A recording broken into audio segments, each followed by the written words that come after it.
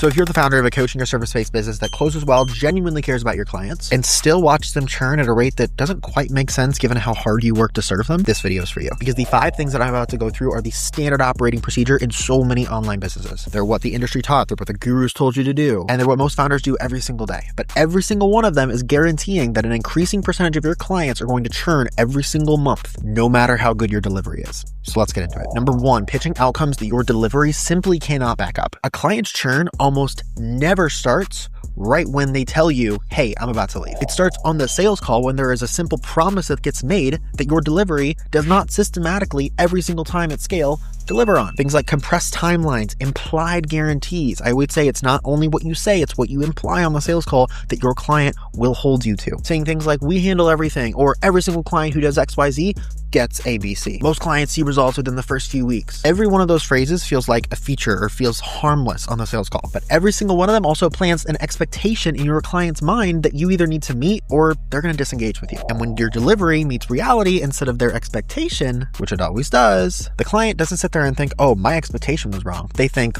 I was missold on what this is. So the first step that I like to take in these situations to rectify this is I actually like to have my team's client success and sales department sit down, come together, essentially just have a team huddle and say, listen, where are the mismatches between what we can consistently at scale deliver on and what we are promising on the front end? And you find a way to merge those two worlds together. Number 2 is having your onboarding be conducted through an automated email and a portal login. Listen guys, the fact is the first 72 hours after someone pays you are the single most important period of time in the entire client journey. And here's why. During this time, a client's emotions, their opinion of you is the most malleable. Think about it. They have just given you sometimes tens of thousands of dollars and they have no cards left to play. They've given you the cash, they folded. And it's what you do when they're in this vulnerable state that will set the tone, that will set their belief in you for the rest of the client journey. A client that you invest your time and effort into systematically in the first 72 hours will give you so much more benefit of the doubt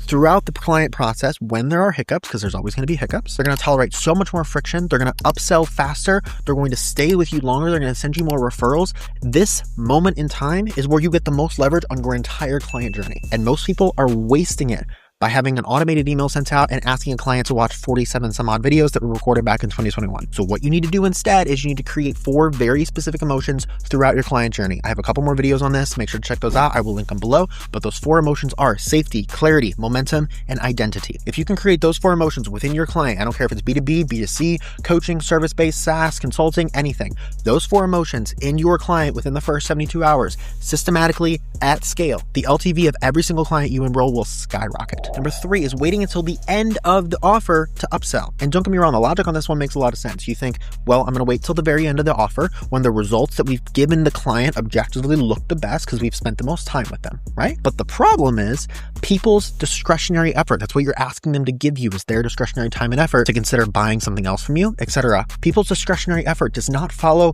outcomes and objectives. We are not logical creatures. It follows when we believe in what you are doing. It follows belief. It follows emotions. And the fact is, by the end of an offer, a client's already looking at what's the next thing I'm going to do. Or worse yet, they're sitting there and they're thinking, what was I promised that I didn't get that I can maybe ask for a bit of money back on? So what you need to do instead is identify the point somewhere between about 30 to 50% of the way through when the client's belief in you, in the offer, in the program, and what you do, how you do it is the highest, so that you can leverage that moment and say, hey, by the way, I'd love to walk you through what our top 10, 15% of clients actually start thinking about right around this time when they've solved XYZ problems with our program and they start having ABC issues that now need a solution. It's a perfect opportunity for you to move that conversation forward into the upsell and not wait until the very end. Number 4 is asking for referrals when the offer is over. Same problem, same timeline, just different revenue event. After a client says yes to your initial offer, there should be always 3 or 4 more revenue events that increase the LTV of that client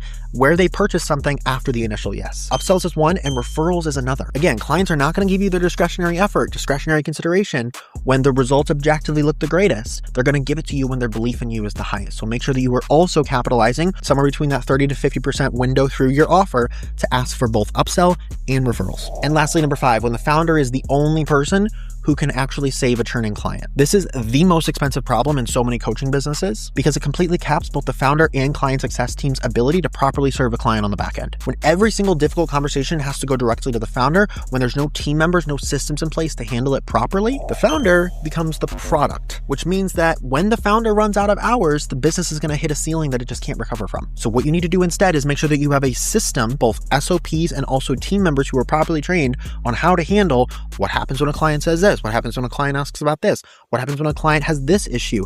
Create an SOP, train your team on how to handle those specific objections, and then scale your team from there. One of my biggest gripes with the online business space is that we do not drill and train client success conversations, client success objections, client success pitches, the same way that we do sales front end pitches. But the reality is the back end is actually responsible for so much more revenue potential at such higher margins than the front end is that we kind of have it backwards. So if you want help identifying which of these 5 things is costing you the most in your business right now, comment CSD below to get more information on bringing my team into your business to help you make more money with every single client that you close.